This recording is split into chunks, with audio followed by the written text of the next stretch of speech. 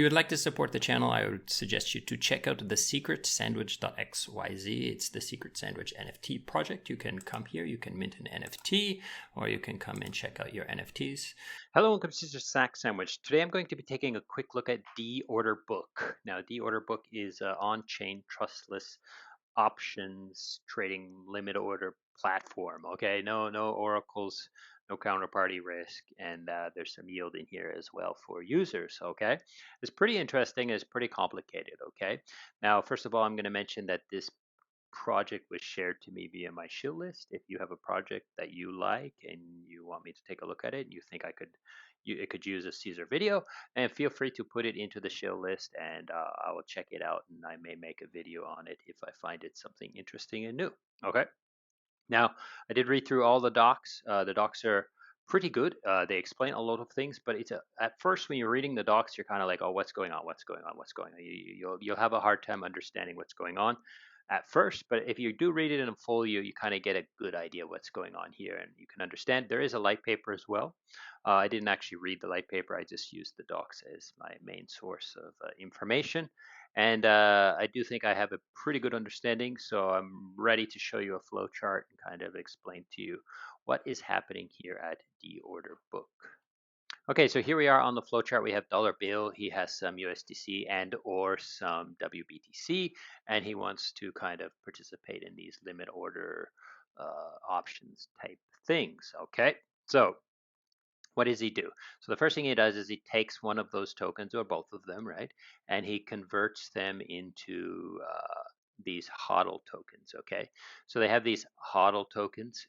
So this is USDC will be converted into UHODL, and WBTC would be converted into BHODL. Okay, so you kind of deposit your WBTC in there and get one-to-one BHODL tokens. Okay, and then these BHODL tokens are what will be used to create the orders. Okay, but before we create orders, one of the options that you have is you can just take these HODL tokens and you can just stake them to earn DOB, which is the governance token of this protocol. Now, this is pretty risk free in the sense that, like, I was expecting these tokens to be used for like counterparty for execution or something like that, but as far as I can tell based on the docs, it's pretty standard pool one. Stick your tokens in there, earn these DOB tokens at a low APR, but not really risking much. So the benefit to the order book for this would be TVL, as well as when you want to redeem your HODL tokens back to the underlying, then there is a small fee to redeem backwards. So I guess they're looking to make some fees there as well. Okay. Moving on. So let's talk about the orders now. The orders are it's kind of complicated, but let me try to explain it as simple as possible. Like, if you have a feeling that the price of WBTC is going to go down, right? Then you will take your U HODL, so your USDC HODL, and you'll create an order somewhere down where you think the price is going to be. So you set up the strike price down somewhere here, and the expiration date. Now these are preset choices right now. They're not completely permissionless. They have just some buttons you can press. Like you could choose 1 week, 2 weeks, or something like that, and expiration or strike price of whatever the 20,000 and 22,000 or whatever that price happens to be, right? So if you're thinking the price is going to go down, you use your B HODL, you stick it in here, and then you will get. You use your U HODL, you stick it in here, and you will get B HODL, assuming that this thing gets the price goes down and this thing is exercised, right? Now, it's the reverse is the possibility. If you hold WBTC and you think the price is going to go high and you want to sell the top, so to speak, then you convert it to B HODL. You stick it in here. You set that strike price up the top, and then it will be converted to U HODL, and then you can unwind those U HODL if that's what you want to do. Okay. Now, one of the benefits of opening one of these orders is this is another way for you to earn some of these DOB governance tokens. Now, once you create an order, then 2 tokens are minted. Now I put these as NFTs. They're not NFTs as what you would consider them to be. They're basically non-fungible because they have to have these strike prices and expiration dates. But inside, like uh, if I have the same strike price and same expiration date as you, then my tokens are fungible with your tokens. But if your expiration date is different than mine, then your tokens are not fungible with mine. So that's why I've put non-fungible, but it's slightly quasi non-fungible. Okay. So they mint these things called sniper tokens, and they mint these things called bullet tokens. Okay, so now they're kind of one-to-one. So if I put 100 of these HODL tokens in here, then I'll get 100 of these sniper tokens, and 100 of these bullet tokens will be minted as well. Okay, now if I want to cancel my order, like if I feel like it's not going to go in the money, it's not going to happen for me, and I want to cancel my order, then I need both the sniper tokens and the bullet tokens to unwind the position back to HODL. And then if I have this HODL token, I can redeem it for USDC if I want to get fully out, right? Now this option, these are steps you would take. You would take this step, and then you take this second step. So you don't need to redeem back to USDC. You could hold this HODL token for a while and then open a new order later or something like that, okay? Now, these bullet tokens are interesting. Okay, this is where it gets really interesting. So the sniper tokens are given to dollar bill here, right? Because he opened an order.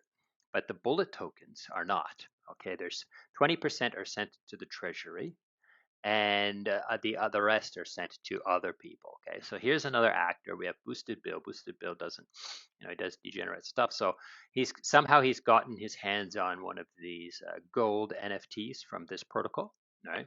And he's got some DOB tokens somehow, and then he locks those DOB tokens inside the locking contract for 30 days, and he will get 80% of these bullet tokens assuming he wins a raffle.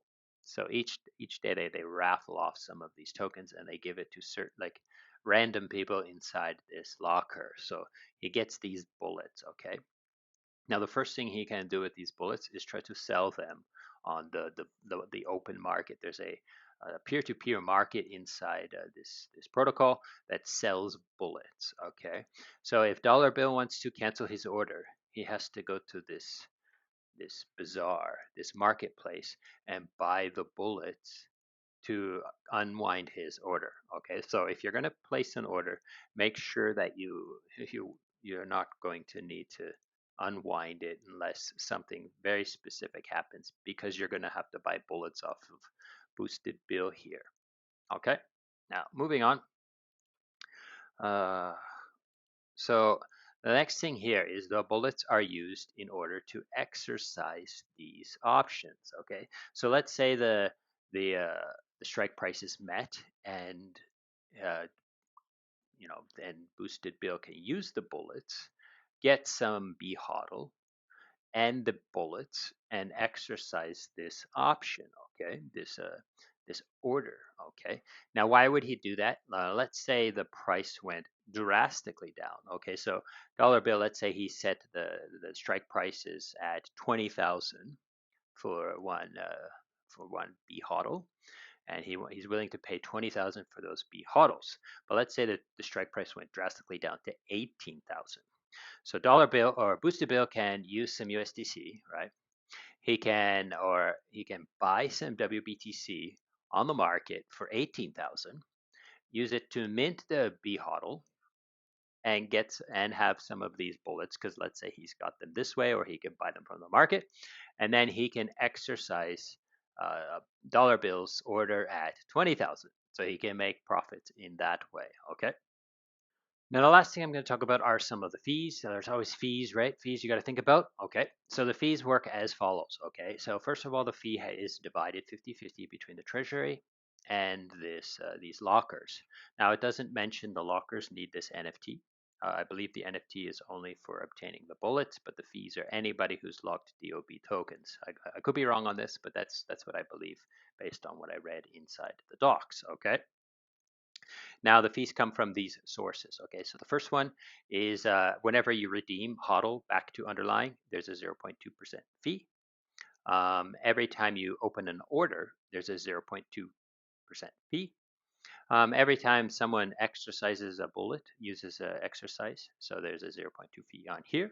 And then this last one's a little bit confusing. Basically, it said in the docs, collecting sniper tokens without exercise. So I believe that means uh, unwinding. So using those sniper tokens to unwind back to HODL tokens. Now, the last thing I wanted to mention was that, like, because there's this fee here to unwind back to underlying tokens, users who are really like this can kind of play it smart and just jump between the HODL tokens. They never have to go back to here. They can just play the game in the HODL, and when they're finished playing, back and forth through these options tokens, right? So through these exercising, when they're finished their strategy of like months or weeks or whatever of going back and forth between HODL and BHODL and UHODL, then they can exercise and pay this fee to get out. Okay, so that's pretty much how I understand this. I hope this has been interesting and useful, and thank you so much for watching, and goodbye.